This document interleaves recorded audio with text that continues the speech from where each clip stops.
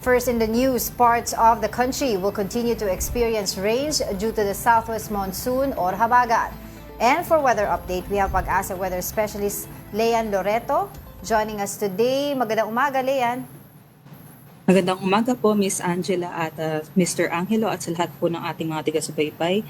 Meron nga po tayong binabantayang bagong low pressure area sa kanluran po ng ating bansa at sa ngayon po ay nakikita naman po natin na papalayo naman po ito ng ating bansa at hindi po magdadala ng mga epekto sa anumang bahagi ng ating bansa. Samantala, southwest monsoon naman po o habagat ang patuloy pong umiiral at nagdadala ng makulimlim na panahon na may kalat-kalat na pag-ulan, pagkulog at pagkidlat dito po sa Metro Manila at nalalabing bahagi po ng Luzon. Samantala sa may Western Visayas at nalalabing bahagi din po ng ating bansa, asahan naman po natin ang bahagyang maulap hanggang maulap na papawirin na may tsansa po ng isolated or localized thunderstorms. At dahil nga po dito sa Southwest Monsoon o habagat, asahan po natin ang 50 to 100 millimeters na pag-ulan sa may Ilocos Sur, La Union, Pangasinan, sa Abra, Benguet at Zambales. Ngayong araw po yan hanggang bukas po ng umaga kaya't mag-ingat po yung ating mga kababayan dyan.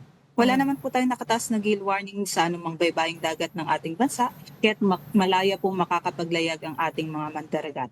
At yan lamang po ang latest galing dito sa Pag-asa Weather Forecasting Center. Ito po si Leanne Loreto.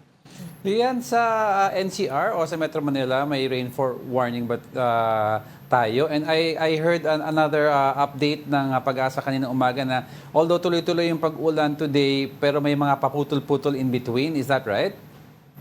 Yes po sir, meron po tayong nakataas na heavy rainfall warning. Specifically po yellow warning po sa may Zambales, Bataan, pati na rin po dito sa may Metro Manila area, sa may Pampanga at sa may Bulacan.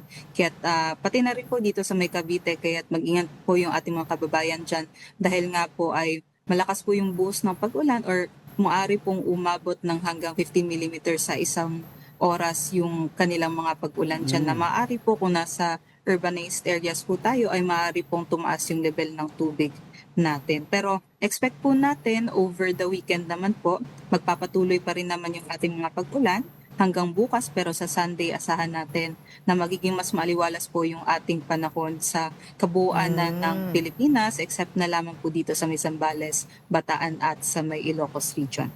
Alright, for clarification lang, Miss Leanne, meron pa ba tayong ibang nakikitang weather system sa Philippine Area of Responsibility or outside?